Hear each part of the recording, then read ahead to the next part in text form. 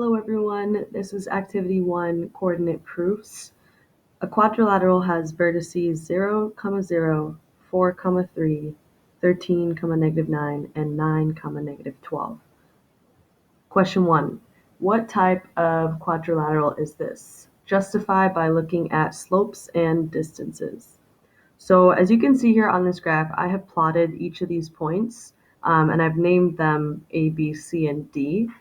I also connected the dots here, and I'm going to infer right now that this shape is a rectangle, right? It looks like a rectangle, but we are going to be applying concepts of slope and distance to really prove whether this is a rectangle or not. So when we think about proving that this is a rectangle, right, we want to think about some properties of rectangles that we know to be true, and then see how we can go about proving them. So I've written a list over here. We've got a few properties written out. Opposite sides are congruent. Opposite sides are parallel. So that would mean like AD would have to be parallel to BC. And then lastly, adjacent sides are perpendicular. So remember, adjacent means next to. So that would mean like AB has to be perpendicular to AD, right? These are the sides that are right next to each other. So AB would have to be perpendicular to AD. Remember that would then create like a 90-degree angle here, and then all around the rectangle once we prove that. So it looks like we are going to need to know about slopes here, right? In the past week, we've learned about slopes for parallel and perpendicular lines. And then it looks like here, we will need to know distance. And this is actually like the length of each side, right? To prove whether opposite sides are congruent. So to organize my thought process here, I've created a table. So you can see that I have each segment, each line segment, AB, BC, DC, and AD. And then I've got the slope and the length. So we're going to keep referring back to this table as I go through and calculate this. So let's first start off by looking at slope of AB. So I'm going to be using this paper to do our calculations. And if you remember, right, our slope is equal to our rise over run, which is also seen as our difference in y coordinates over our difference of x coordinates. So we've got y2 minus y1 over x2 minus x1. So I'm going to start by labeling my x1, y1, x2, y2 over here. I've written the coordinate pairs for A and B. Remember, this is the information that the question gave us.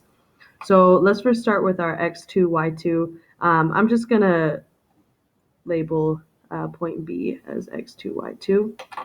And then we'll label point A as x1, y1. So when we want to write our slope, we have y2, which is 3 minus 0, which is our y1, over x2, which is 4, minus our x1, which is 0. So 3 minus 0 is 3, 4 minus 0 is 4. So our slope over here is 3/4. So I'll write slope of AB equals 3/4. Okay, let's find the slope of point B. So again, I'll start by labeling x1, y1, x2, y2. So my slope, we've got -9 minus 3 over, my denominator is going to be x2, which is 13 minus 4, which is my x1. All right, so we know that -9 minus 3 is -12 over 13 minus 4 is 9. And let's see if we can simplify this a little bit more. So slope is equal to negative 12 divided by 9. I know that 3 can go into both 12 and 9. So I'm going to divide the numerator and denominator by 3. Negative 12 divided by 3 will give me the negative 4 over 9 divided by 3, which is 3. So slope of BC equals negative 4/3. So let me go to my table and just fill this in over here. So I had slope of AB, which was 3/4, and then slope of BC, which was negative 4/3. I will not be going through finding the slope of DC and AD in this video, so you will need to do that on your own. However, you'll be able to check your work in the next video when we're looking at area and perimeter. All right, next let's look at our length calculation section. So we need to find the length of segment AB. Right, so we need to find length of segment AB. So if we look back at our figure over here, when we talk about distance on the coordinate plane, remember that we can always draw like a right triangle to find the distance between 2 points, right? That hypotenuse is what helps us find the distance. So I've drawn a right triangle over here in green using segment AB as the hypotenuse. So we'll need to find both this side length over here and then this horizontal side length over here in order to help us find our hypotenuse. So I know that the coordinate here is 0, and then the y-coordinate, right, this y-coordinate of B is 3. So I know that this distance is going to be 3. And then I see that my horizontal distance here is from 0 to 4. So I know that this distance over here is 4. So let's kind of draw this triangle out again over here. So I have 3, 4, and then this is my C. Okay, so let's let 3 be our A, and then 4 can be B.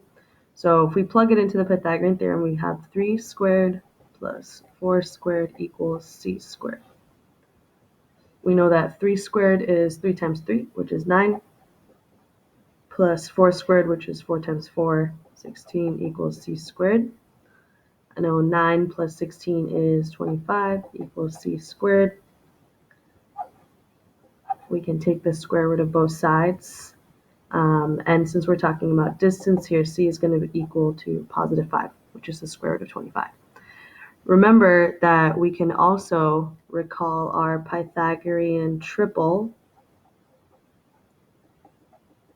right? So this was like a set of 3 integers. A set of 3 integers that fits the Pythagorean theorem. So if you saw that the legs were 3 and 4, and you remember Pythagorean triple, we know that that third side, like the hypotenuse, has to be 5 without even going through the Pythagorean theorem. Great. So let's write AB then is equal to 5. And then looking at segment BC, so I'll write over here, find the length of segment BC. So if we go back to our coordinate grid, BC again would be the hypotenuse, and then we can draw another triangle like this roughly, and then connect that. So this is creating another right triangle. Let's find this distance. So the y coordinate of B is 3, right? So we need to find like this distance and then add it up with this distance. The y-coordinate here is negative 9, so we know that from 0 to point C, there's going to be 9 units, plus the 3 units up here. So here we've got 9 plus 3 equals 12. So that is this side length. And then we also want to find this side length over here.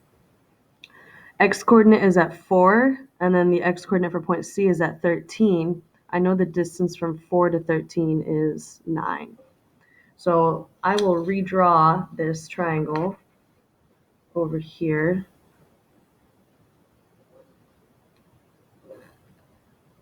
So we have 9, 12, and then remember our hypotenuse is our BC.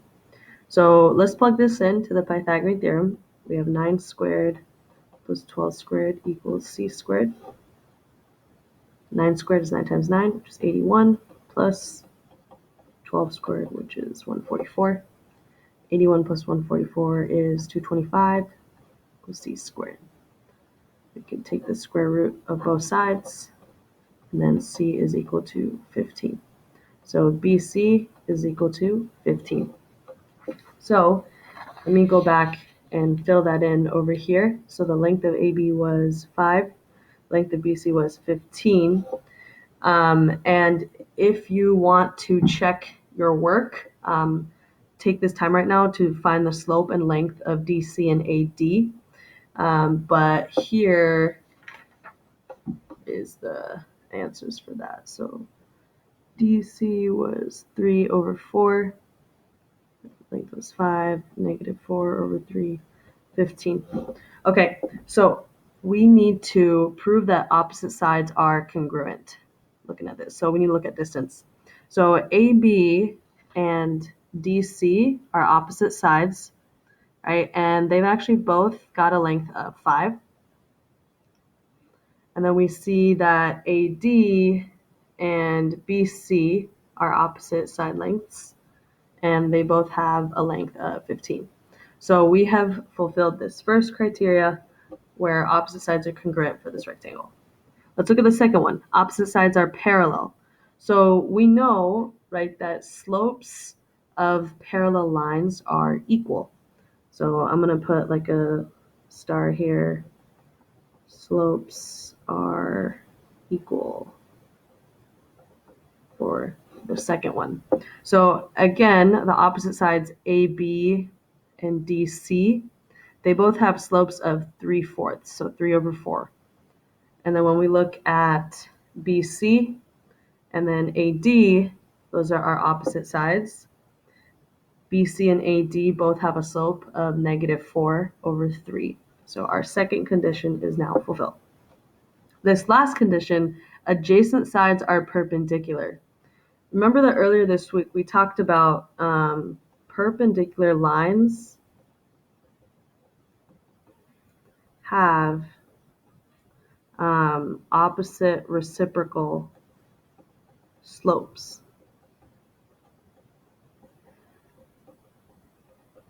So we reviewed what opposite reciprocal slopes were. So let's look at one pair of adjacent sides. I have AB and BC. So we need to figure out whether the slopes of AB and BC are opposite reciprocals. So let's look at AB. AB is 3 over 4, that slope, and then for BC it's negative 4/3. So we know that to find the opposite reciprocal of 3/4, for example, right, our numerator and denominator switch, and then the sign also changes, so we're left with negative 4/3. So actually, yes, AB and BC are perpendicular, they're adjacent sides. You can go through and compare other sets of adjacent sides as well. So let's look at BC and DC, right? We've got BC with negative 4/3, and then DC is at 3/4. As you can see, the numerator denominator have flipped as well as the sign. So we've proven that adjacent sides are perpendicular.